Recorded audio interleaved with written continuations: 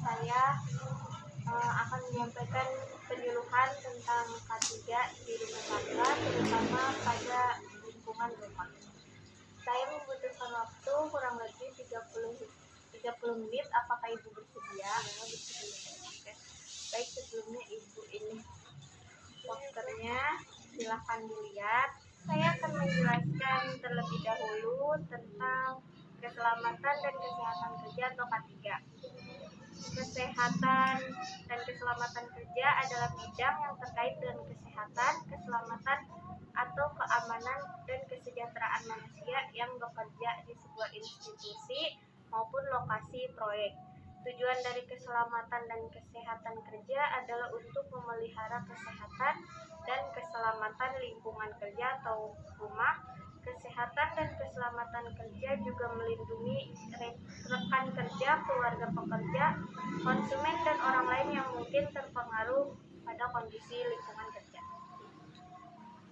Dan ada juga tujuan dari K3 ini. Yang pertama yaitu melindungi pekerja dari kemungkinan terjadinya kecerobohan pekerja. Yang kedua, memelihara kesehatan pekerja untuk memperoleh hasil pekerjaan yang optimal. Yang ketiga, untuk mengurangi angka sakit atau angka kematian di antara pekerja. Nah, di sini saya juga akan menjelaskan tentang lingkungan rumah. Sebelumnya, apakah Ibu mengerti tentang lingkungan? Ngerti sistem paling beberapa doang kali ya. Oke, baik, saya akan jelaskan terlebih dahulu. Lingkungan adalah segala sesuatu yang ada di sekitar kita, baik berupa benda hidup, benda mati, benda nyata, ataupun abstrak, termasuk manusia, serta suasana yang terbentuk karena terjadinya interaksi antara elemen-elemen di alam tersebut. Lingkungan sehat adalah jika sampah, air limbah, dan tinja dibuang secara benar. Nah, ruang lingkupnya ada 5. Yang pertama yaitu perumahan, yang kedua air bersih dan sehat, yang ketiga pembuangan kotoran manusia, yang keempat pembuangan air limbah, dan yang terakhir yaitu pembuangan sampah. Di sini saya akan menjelaskan juga kriteria rumah sehat.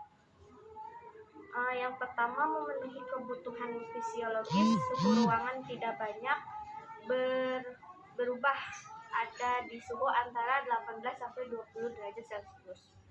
Yang kedua yaitu menghindari terjadinya kecelakaan seperti konstruksi bangunan.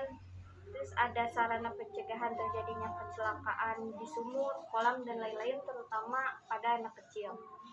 Yang ketiga, tidak mudah terbakar, dan usahakan kalau bisa di rumah ada alat pemadam kebakaran.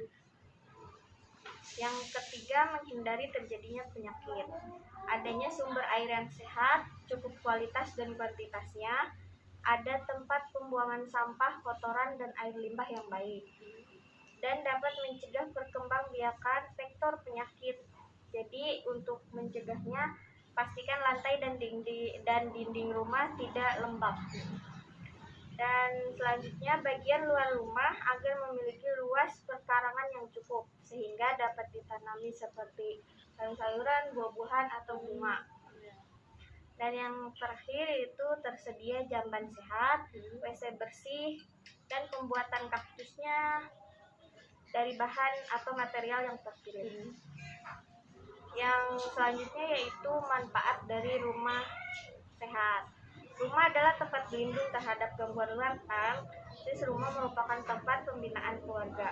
Rumah sebagai tempat tinggal dan pertumbuhan keluarga mempunyai peranan yang besar dan pembinaan watak penghuninya, dan juga tempat kegiatan keluarga.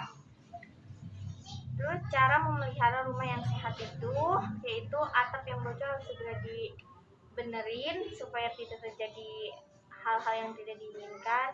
Langit-langit dinding rumah harus dibersihkan, serta halaman rumah harus selalu dibersihkan.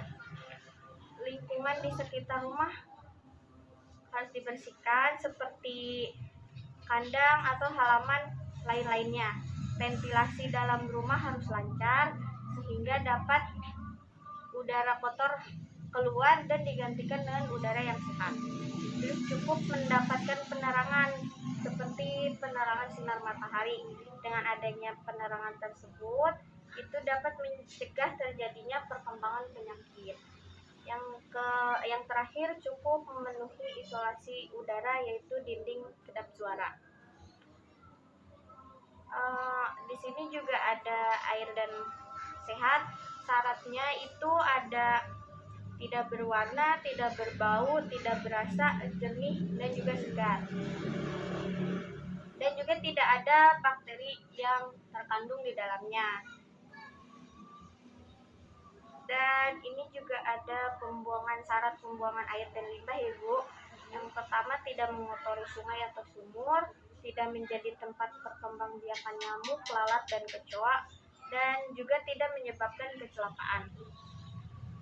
Dari penjelasan saya, apakah ada pertanyaan? Apakah Ibu sudah mengerti?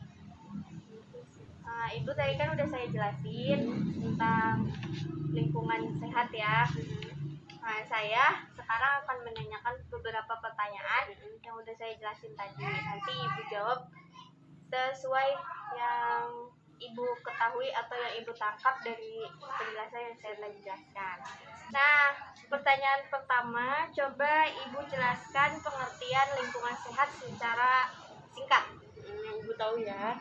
Jadi lingkungan segala sesuatu yang ada di sekitar kita, baik berupa benda hidup, benda mati, nyata ataupun abstrak, termasuk manusia lainnya ya.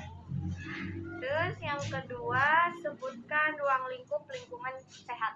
Ada perumahan, air, terus pembuangan kotoran ya, terus sama apa lagi tadi, pembuangan sampah.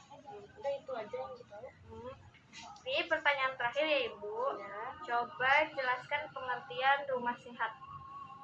Rumah sehat, keadaan salah satu faktor yang menentukan. Nah, berarti Ibu sudah bisa menjawab beberapa pertanyaan dari saya, berarti sudah mengerti. Dan coba lakukan itu ketika Ibu di rumah ya. Ya, oke, baik Ibu, terima kasih sebelumnya. Assalamualaikum warahmatullahi wabarakatuh.